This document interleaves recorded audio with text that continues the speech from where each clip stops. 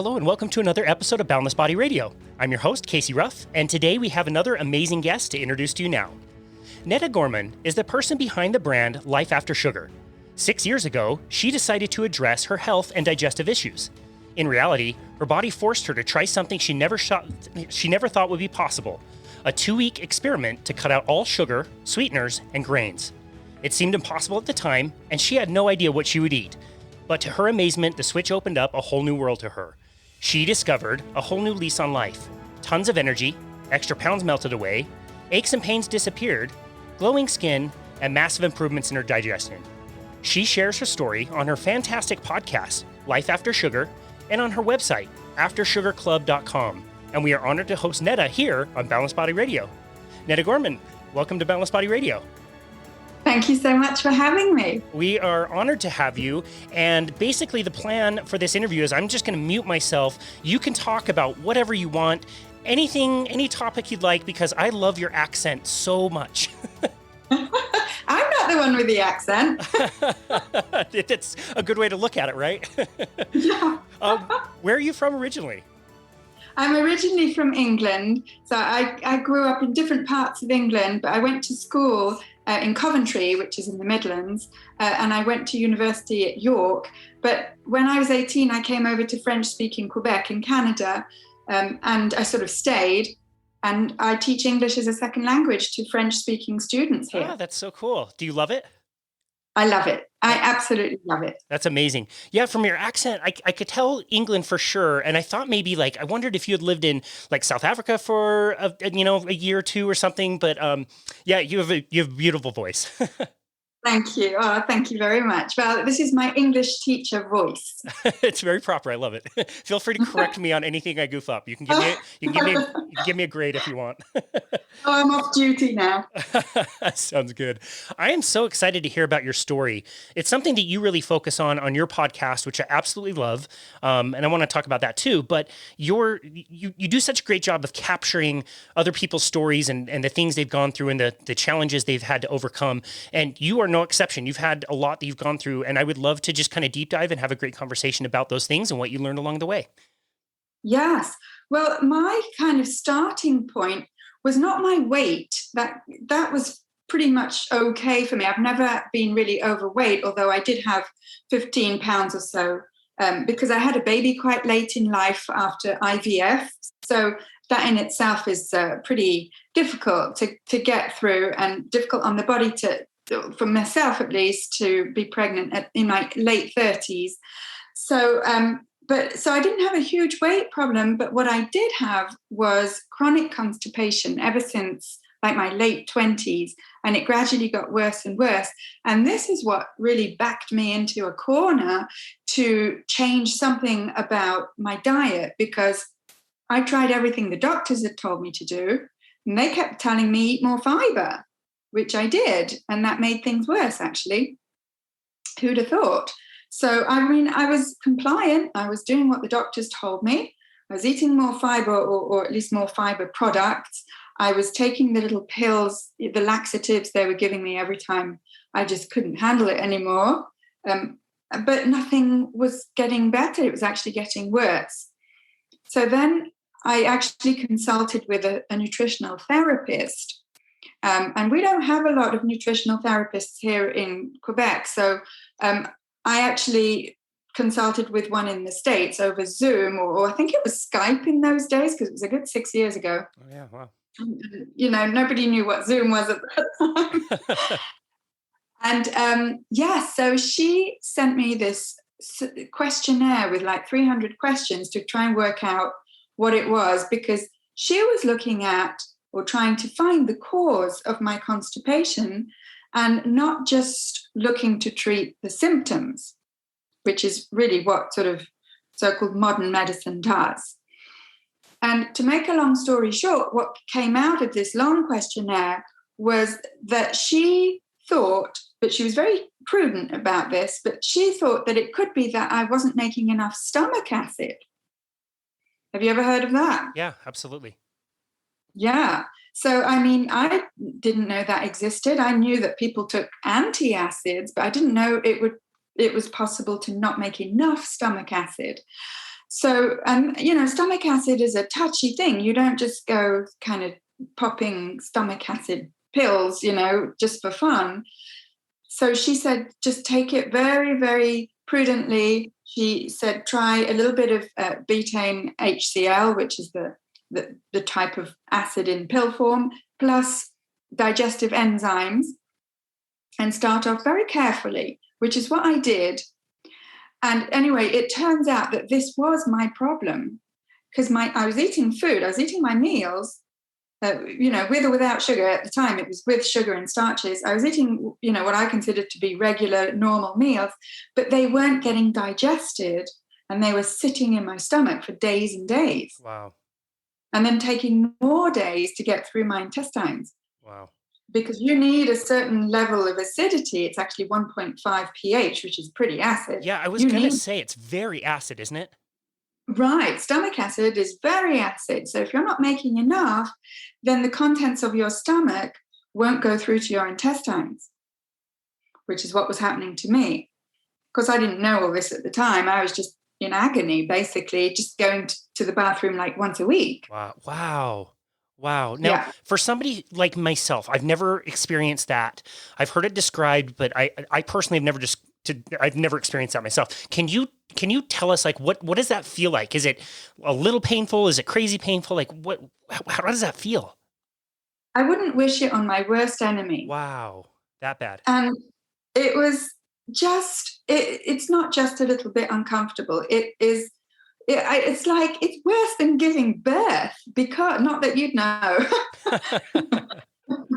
but it's because, at least when you're giving birth, it's relatively temporary and you've got a lovely product at the end of it, right? Mm. But when you're constipated and chronically constipated, it's this kind of physical suffering. I was bloated. I had pain around my midsection, right up my back. Even I used to think it was something wrong with my back. And then, of course, once you don't, I didn't have this sort of feeling of, I need to go to the bathroom. I didn't have that urge, or very, very rarely. And when I did get it, I'd sit there literally for hours, straining and pushing and waiting for something. It was horrible. Wow. Now, and the thing is, no one can see that, right? If you're overweight or something, people can see that. Or if you've got some sort of, broken arm, they can see that. But this isn't something you talk about in polite conversation. Yeah, that's right. That's right. And if you do, you get the same advice that you already mentioned. Like, everybody knows that if you are backed up, you need to eat more fiber. It's so ubiquitous. Like, it's almost like so obvious that nobody actually really talks about what is happening when you're just adding so much more and more and more bulk that isn't, it's not usable by the body. It can be so problematic, yet again, it's so ubiquitously known that you need more fiber, and that just doesn't seem to be the case. It's not the case, and it's certainly not the case for everybody. And then there's different types of fiber and different sources of fiber. So, this wasn't explained to me by any doctor that I'd ever come across. I kind of had to work it out for myself. And, I realized after a while that if my stomach contents are not being digested, then adding roughage to them is like the worst thing you can do. Wow. Yeah, absolutely. That makes a lot of sense. But when learning that lesson was pretty shocking to me, because again, it's just like everybody just assumes that you absolutely need more. In the introduction, we mentioned a few of the things that had also kind of reversed for you. You noticed improvements and other things, but were they acutely and actively on your mind, or is it something more like in hindsight, like, wow, I was having more issues than I really thought? Yes, well, I definitely wasn't aware of, or at least I wasn't concentrating on anything else. But could I please go to the bathroom every day? That was my my wish in life. Mm.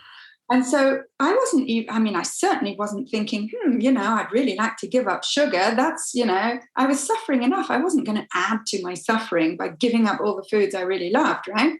Mm. Yeah, that makes sense. Right. So at the same time as sort of asking me to take these hydrochloric acid pills and the digestive enzymes, the nutritional therapist, who I repeat was looking for the cause of the problem and not just treating the symptoms, she said to me, she proposed that I cut sugar, sweeteners, and grains. This I found just too crazy of an idea to even entertain for the longest time. I said, no, thank you. Why would I do that? That's not my problem. My problem is constipation. Oh. So although my digestive problems did start getting better with what she gave me, it took me a while to realize that actually I was having other problems, and that maybe I could give it a try, what she proposed, this 2-week experiment of stopping eating sugar, sweeteners, and grains, especially refined grains. Give it a try for 2 weeks. What did I have to lose apart from 15 pounds around my midsection? Wow. So I tried it. I sort of brainwashed myself by reading a half dozen books about it before I even started, because I'm a bit of a nerd that way. And then I went off to the grocery store to do my first shop for foods that don't have flour, sugar, or sweeteners. And I just stood there for 2 hours wondering what the heck to buy. That is an alarming experience. People describe that all the time. When you start thinking about your food, you start realizing how much crap is out there and how difficult it is to answer that question. What the hell am I going to eat? And I used to eat healthy food. That's what I'd always believed, And then when you start thinking about it and picking up the boxes and the cans and the packets and and you realize, well, everything, or rather everything that's packaged has either some sort of sugar or grain or flour or starch or sweetener in it. Yeah, that's right. Oh, it's crazy. So you just described, you said you were eating a fairly healthy diet. Each one of those things, I want to ask all three of those things independently. How big of a leap was it for you to cut them out? Was one more difficult than another? Was one like really easy to cut out? Like, what was your experience like with each one of those three things? Between the sugar, the sweeteners, and the grains? Yes. Well, sweeteners, it was a no-brainer because I didn't really eat sweeteners. I wasn't a gum chewing kind of person. It wasn't really in my kind of family background to chew gum, so or sort of to sweeten things with artificial sweeteners. So I think that was the easiest one, because I didn't know the different types of sweeteners that were snuck into like flavored yogurts. Like I used to eat those lemon flavored yogurts, and then I realized that they had a ton of sweeteners and sugars and added stuff. So then I realized I actually was eating sweeteners without realizing it. And then the next thing I think that was easier was, funnily enough, was the sugar, because even though I was the world's #1 sweet tooth, the dessert queen, it's more obvious that when you look at all the cookies and the cakes and the ice cream and all the rest of it, that's where the obvious sugars are. So in that way, it was easier to cut because it was easier to actually recognize them. Mm. And the sneakiest one was the grains and the starches, because they're not black on white on the food labels and the list of ingredients. It's not as easy to spot them. Even for someone like me, who's got university degrees in linguistics and speaks several languages, I was completely unable to understand a simple food label. Mm. What were some of those first challenges you had to overcome, or what were some of the first things you had to learn how to do? I had to learn how to navigate my way through lists of ingredients, synonyms for sugar and starches, and kind of picking up something that I thought was healthy, looking at it, and then having to put it back on the shelf. Mm. Yeah, because isn't there like something like 80 different names for sugar? Right, yes, at the very least. Mm. So the shortcut really that helped me the most was not to choose foods that actually had packaging with labels on it, and to stick to the outskirts of the grocery store and to stick to whole foods that don't have labels, don't have long lists of ingredients, and don't need health claims. Yeah, so that was going to be my next question is, you spend 2 hours at the store kind of, learning food labels and what to buy and what not to buy. What did your shopping cart look like walking out of the store? It wasn't actually that full compared to what it was before. So it looked like it had meats, fish, seafood, vegetables, some fruit, yogurt, plain yogurt, some frozen vegetables. I think this was the summer though, so I had more fresh than frozen. Up here in Canada, you don't get much fresh in the wintertime. But this was in the summer. And that was pretty much it. When you look back on some of those foods or maybe some of the recipes that you made, what do you like? Where do you place the most value? Like, what foods were your favorites that helped keep you on track initially? That kept you on that plan for the 2 weeks. Eggs. Eggs. Good answer. Because the breakfasts that I was used to having were all full of toast and cereal, and that was just like a normal breakfast or some sort of pastry at the weekend, or and that was a normal breakfast for me. And even oatmeal was pushing it a bit. I'm not a fan of oatmeal, so I didn't used to eat that was my main breakfast, toast and or cereal. And then for these 2 weeks, I changed that to either eggs with some kind of meat or eggs with vegetables, or and I just thought it was weird to eat a salty, savory breakfast and not a sweet breakfast. Wow. Well, I know exactly how this experiment is going to go. I've worked with a lot of people through the same experiment, so I kind of foresee, what's going to happen. And this kind of story was also told really well in the movie Fat Fiction. We had the pleasure of interviewing Jen Eisenhart, who is one of the filmmakers of that movie. And they take, just normal people and they put them on a week of kind of a lower carbohydrate diet. They eat as many eggs and avocados as they want. They measure their blood glucose and all this stuff. And these people are like, wow, I'm like pretty full. I'm like really happy. Like I feel good. And then they stop and do a little washout period, and then they have to do a week of going back to eating the old foods that they used to eat before. And you just know exactly what's going to happen. You know exactly how they're going to feel. They are hungry and cranky and really upset.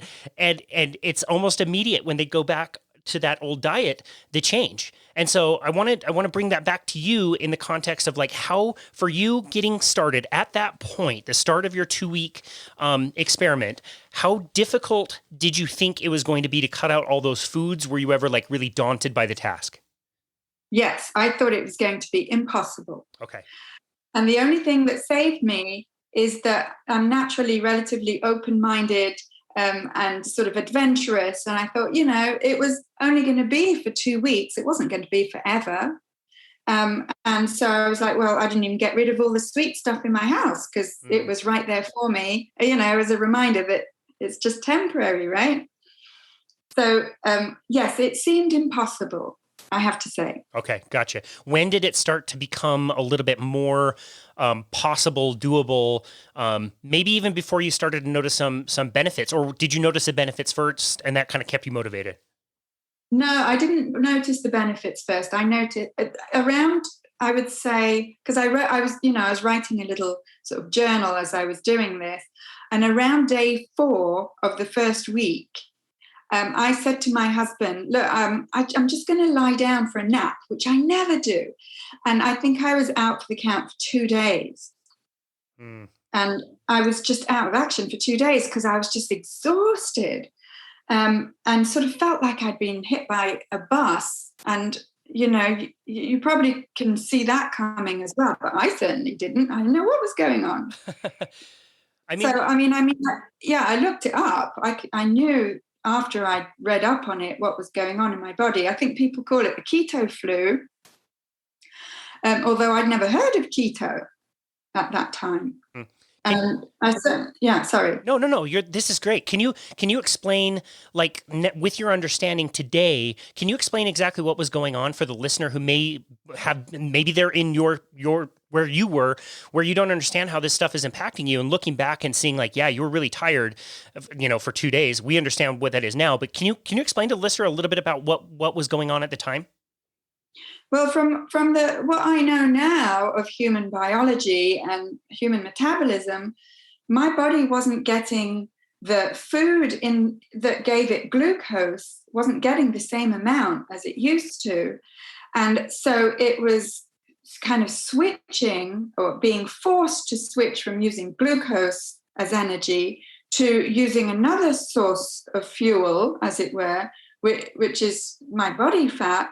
And it was not happy about making that switch. So because the body likes homeostasis, likes to stay the same. It's very tightly regulated, right, for your human metabolism. And any kind of huge change like that, like the input of the type of energy you're getting from your food, for my body at least, it was not going to take it. Well, it did take it lying down. It did. I didn't take to it easily. It doesn't affect everybody, but it certainly affected me.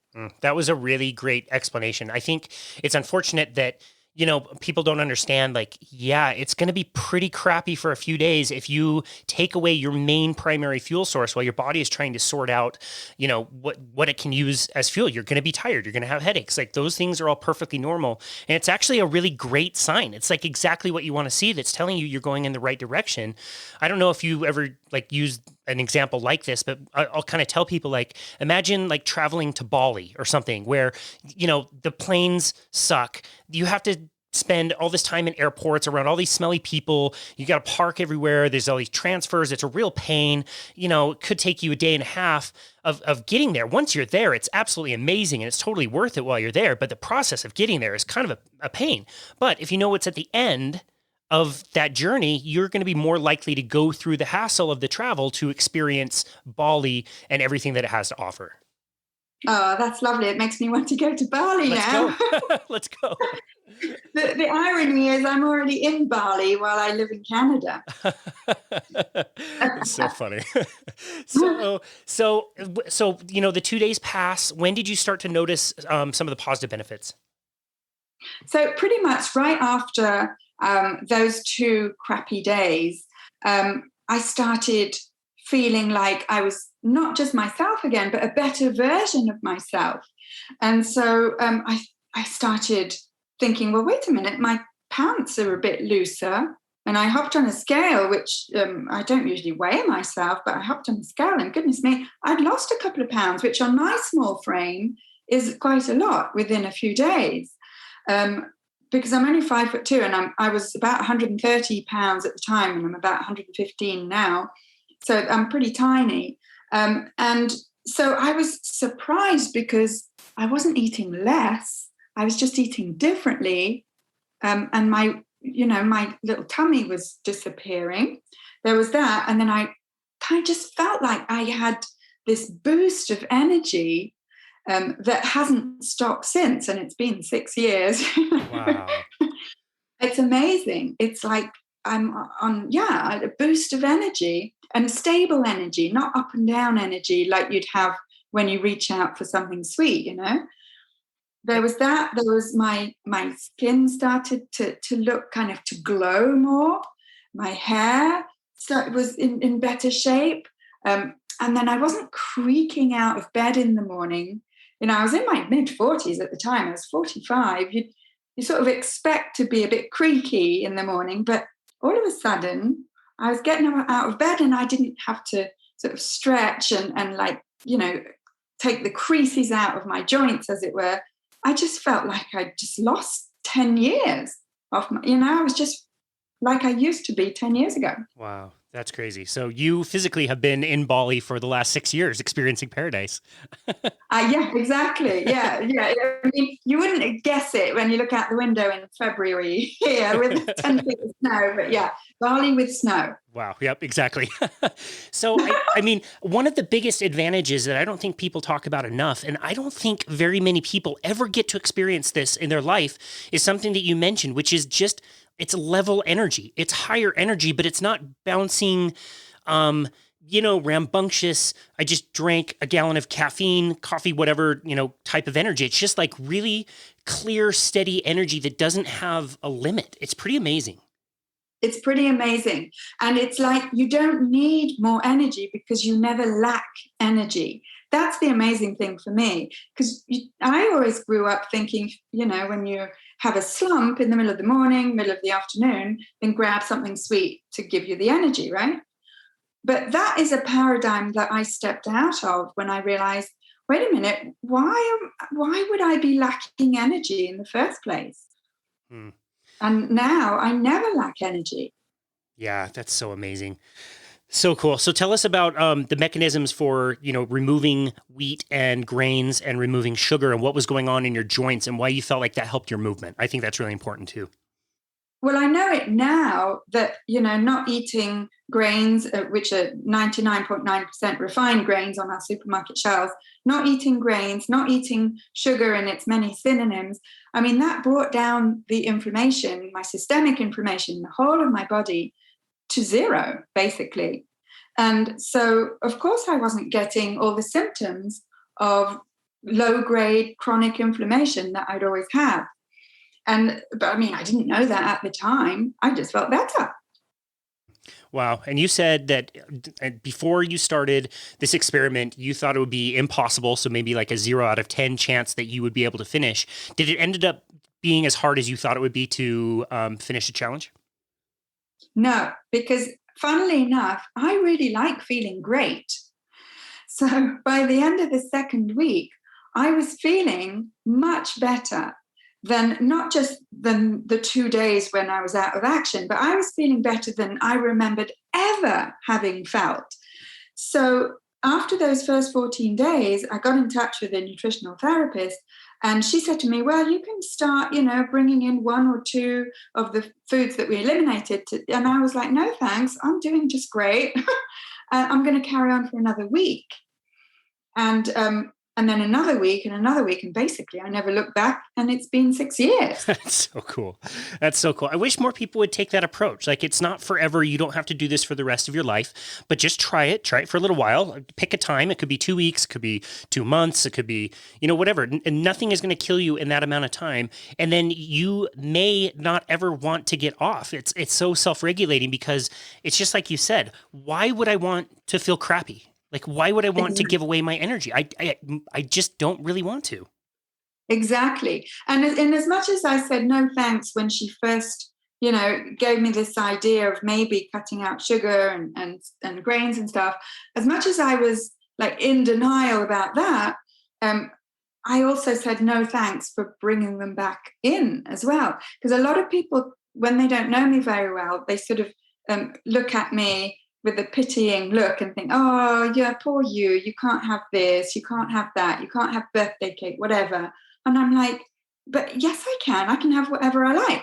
When the second that I want to have some, I will have some. But the thing is, it's been 6 years and I'm still waiting.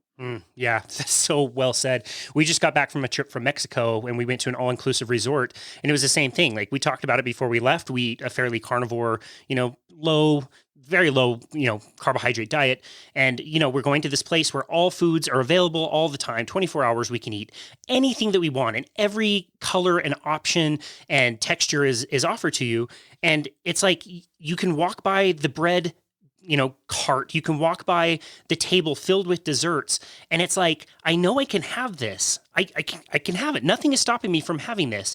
But I know that, first of all, it's not even going to taste as good as I remember these things tasting. And again, I don't want to feel crappy today and tomorrow. Like, it's not worth it. I'd rather go to the beach and feel great.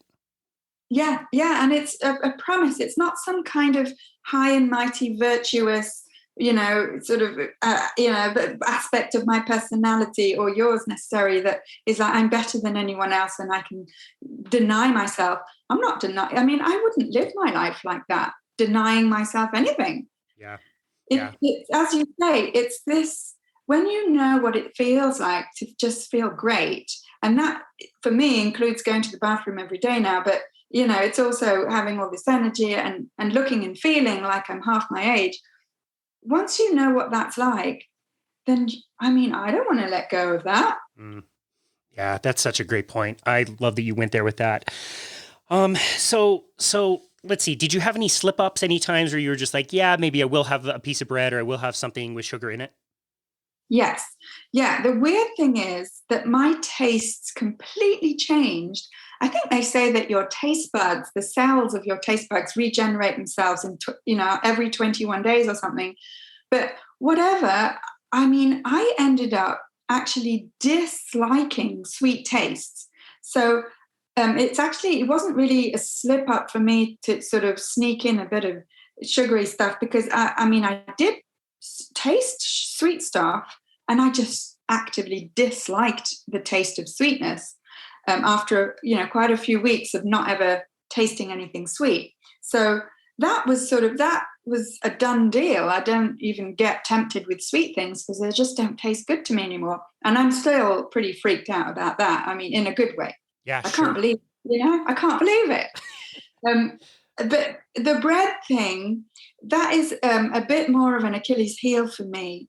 That during COVID, when everyone was making sour bread, because I'm interested in fermented foods, I asked my husband, could you make some sour bread so I can see how it all works, And then, of course, once it was baked, it smelled so good, I had to have a slice.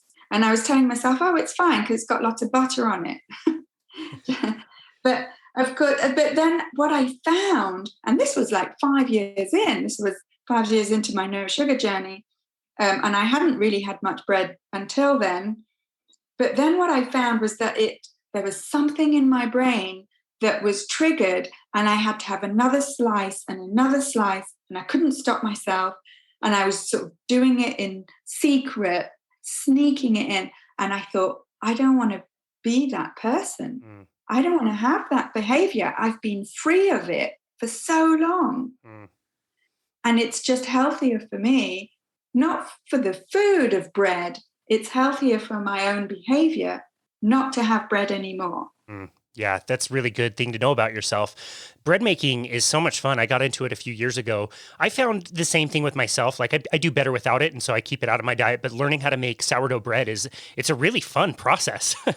But you do Totally. I mean, that's what I wanted to know about. I mean, the thing with sourdough bread is that it does ferment with the bacteria in the air, but it's not probiotic or anything because the heat of baking kills off any good bacteria. But it's a fun process for the fermentation. Yeah, totally. And you really get a sense of appreciation of like how much additives or things that are taken out of flour in a normal like loaf of bread, like Wonder Bread will never go bad. Like you could have it for weeks, months, years, and it tastes exactly the same, which is disgusting. And we just lost Wonder Bread as a potential sponsor, but that's okay. But like sourdough bread feels like a boulder after like 2 days.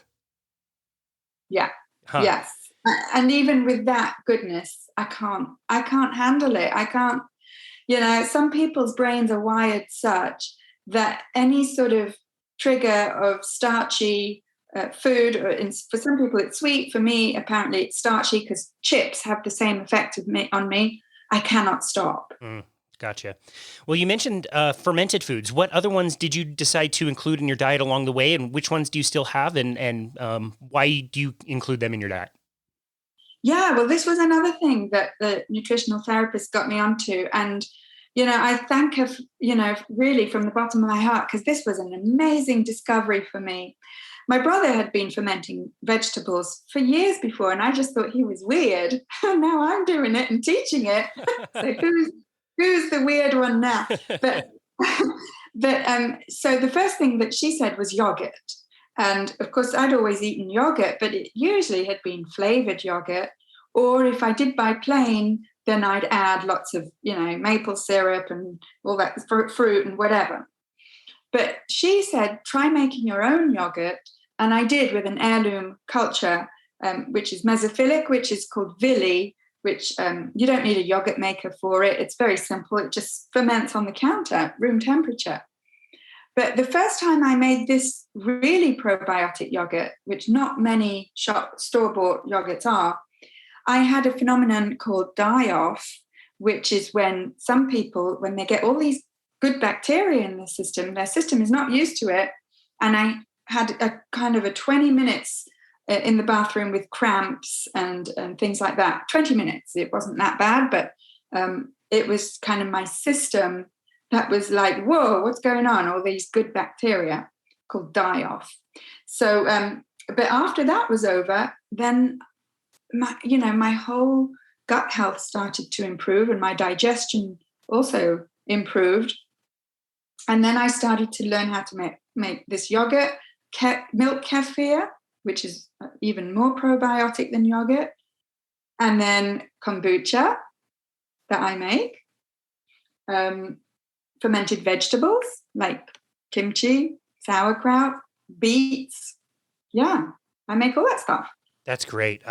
We try to make at least one big batch of sauerkraut every year, and it's such a cool process. Like you're literally working with death to create life. It's really incredible. And if you have the patience and time to watch this unfold, you as the chef, it's almost like a brewer to beer. You're not brewing beer. You're making this soup that other living creatures are going to consume, and they create this amazing product. It's a really cool process. Do you still consume all of those things? Yes, I make them and I consume them.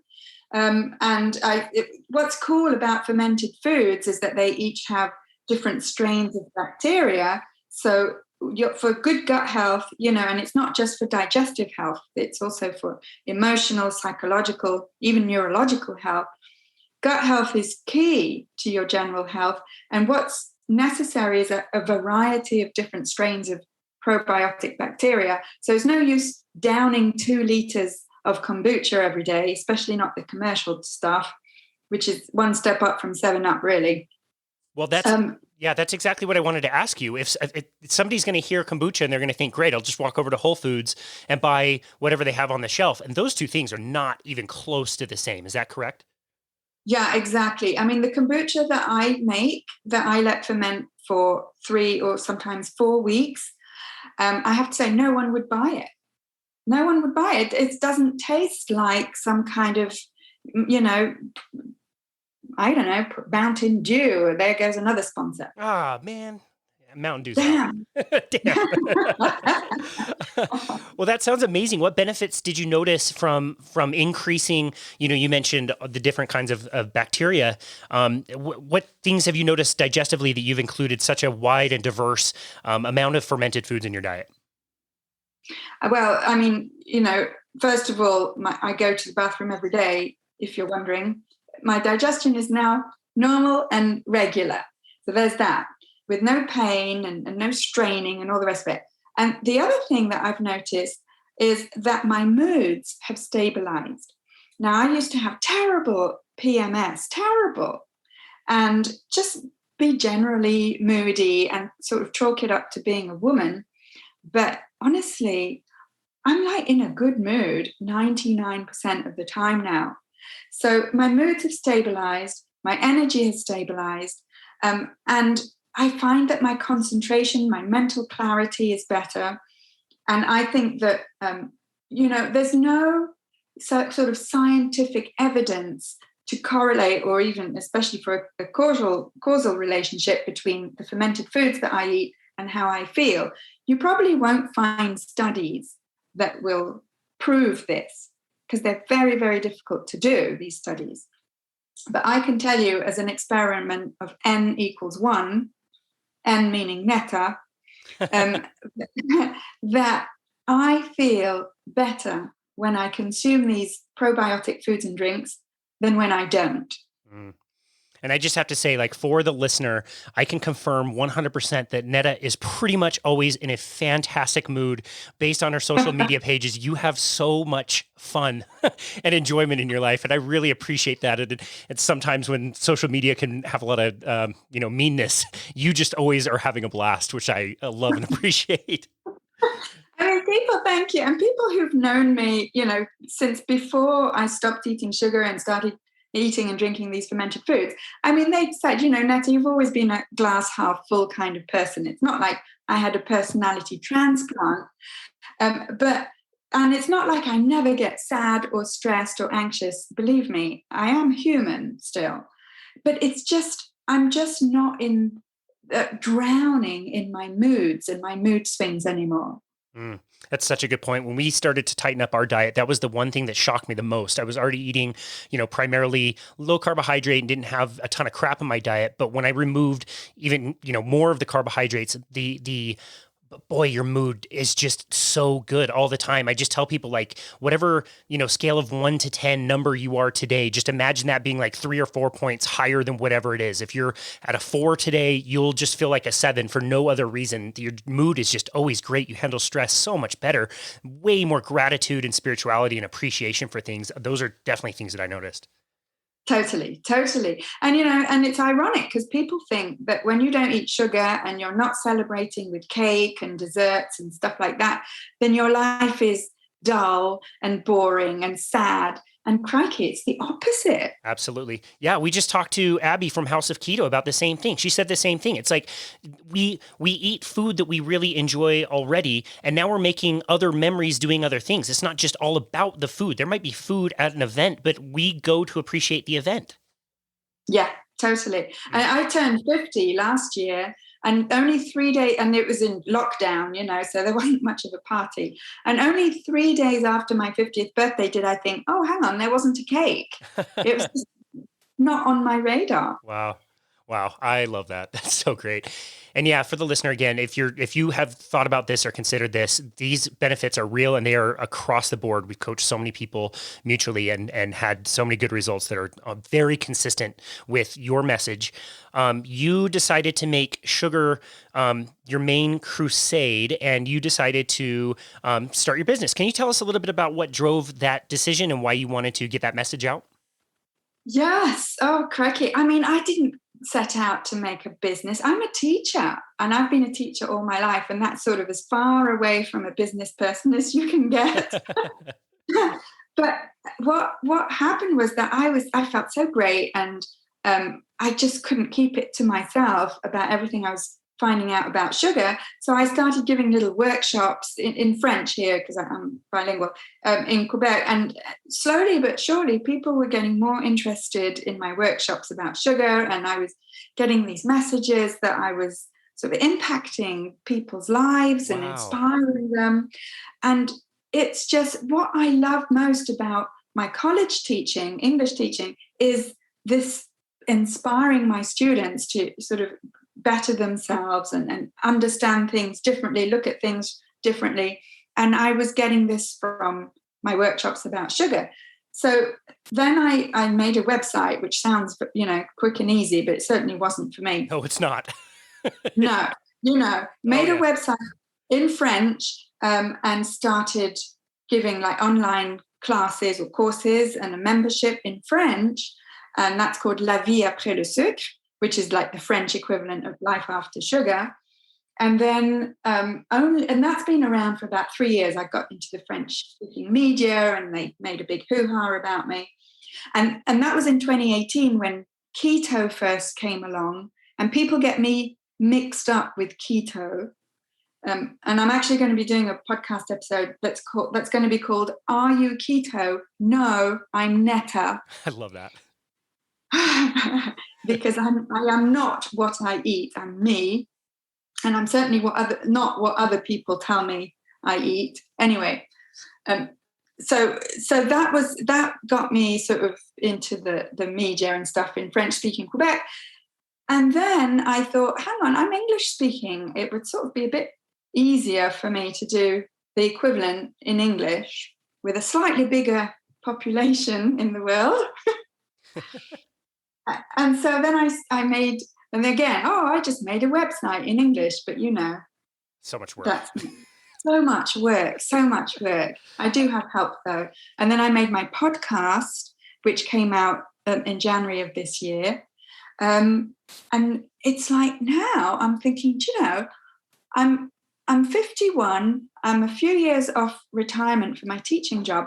I think I might be able to do like my teaching, what I love about teaching. I might be able to replace what I teach in English as a second language for teaching about sugar. Wow, that's amazing. I want to go back to some of those workshops. Like what did that look like? Were you in a group setting? Was that where were you conducting those? What was that like? Well, in the good old days, that means before COVID. I can't remember. And even before I even imagined that online teaching could exist. Well, this was just me in a classroom with a bunch of people and a PowerPoint, Wow. teaching them about what sugar does to your body and what you can eat that doesn't have sugar in it. And then gradually it moved online for my website in French, and now it's 100% online. Wow, that's amazing. So nobody really like gave you permission or said you have to do this or that or the other. You just decided to do it and share your knowledge? Yeah. I don't think anyone's in any position to give me permission to do anything or take it away. That's amazing. I just think that's so amazing that you had something that you felt really passionate about, that you decided to make into your pet project and put a lot of work into, and have helped so many people. That's so amazing. Yes, and I'm very fortunate that I'm a lay person and not a health professional or a nutritionist, because no one's looking over my shoulder, and telling me you're not allowed to say this, or you've been funded to say that. Nobody. I'm a teacher. Yeah, that's amazing. It's got pros and cons. Like, I don't fault anybody for going to, a medical school and getting a degree and getting the doctorate, but at the same time, it might be a little harder to share your message where, people like you or I were kind of rogue and we can say whatever we want and people want to listen to us. That's their problem. I mean, yeah, and it's not like we're just, speaking off the top of our heads. I mean, yourself, as much as for me, I teach my students at my college to, research their stuff and double check their sources and make sure they got credible sources and blah, blah. And I do that myself, times 10. So it's not like we're just saying any old thing. But what's cool is that we can talk from our perspective as, regular people doing what makes us feel good. Yeah, I love that. Let's see. So tell us a little bit about the podcast. When did that idea come about? When did you know that you wanted to have a podcast yourself? And how did you decide on the style of podcast it would be? Again, we said it earlier. I really love what you're doing over there. The episodes are great. They're really easy to listen to. And I love the style personally. Thank you. Do you know, I'm not sure what it was that actually set me off thinking I want to do a podcast. But I think part of it was I don't know how to do it. So let's give it a try. I told you I was a bit adventurous. So that was one thing. And plus, I don't know if you've noticed, but I quite like to talk. So a podcast is a great forum for me for, and ironically, when I interview other people, they're the ones doing the talking. So I try and slip in a few solo episodes so I get my say, So that was that. And I promised myself that I'd get my podcast out and published in January of 2021. And I could see January 31st was coming along. So I just sort of pressed on publish, and it happened to be a Sunday. So now all my podcasts come out every Sunday. Oh, that's great. How difficult was it to press record that first time? It was fine. I had to do it before midnight on the 31st. So I just did it. Wow. It's good to give yourself those deadlines.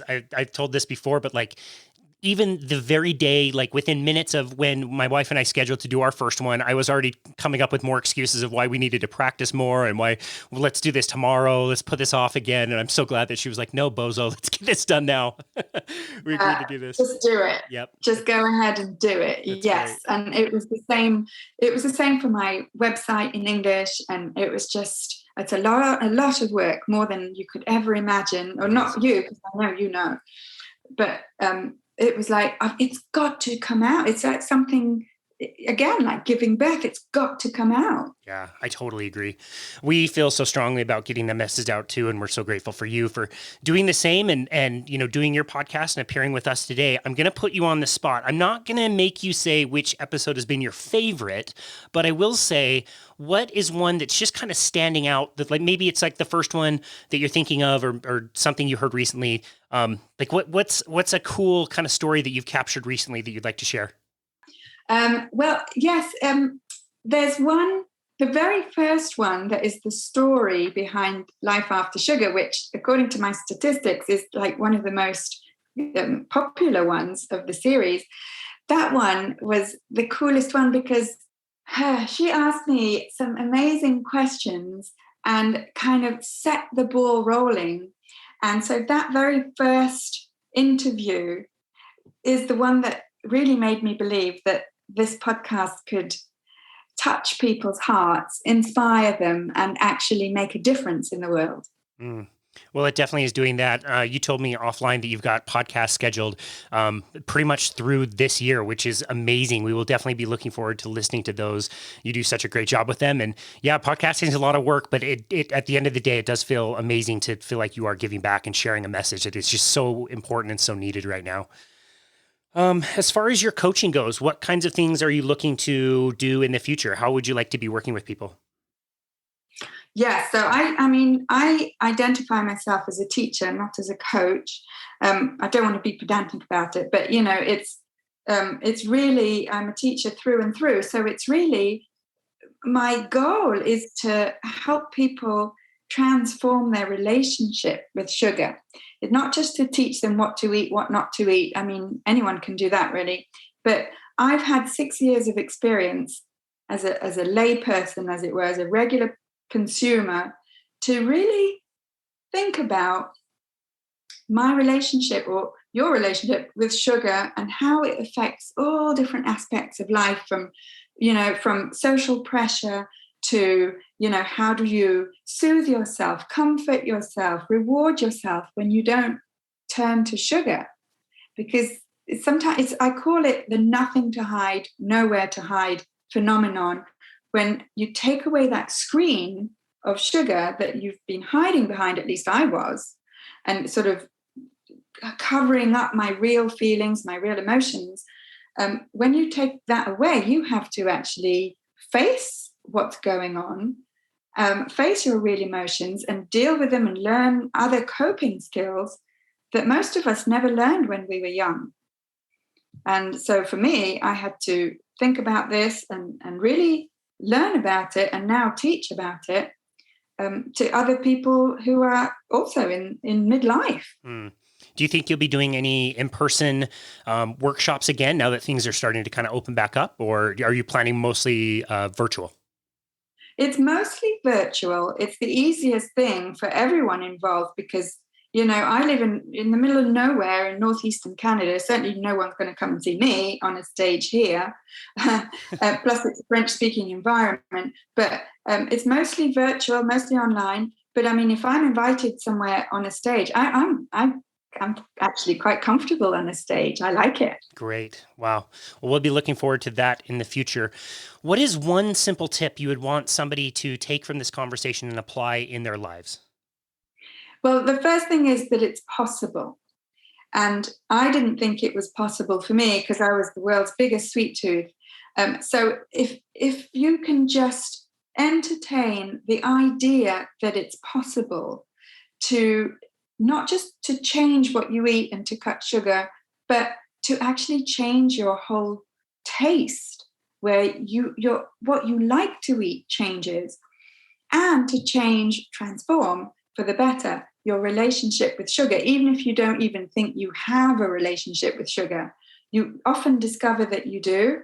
And so it's the one thing that helps most people that I work with is the fact that they're open-minded enough and curious to try something new.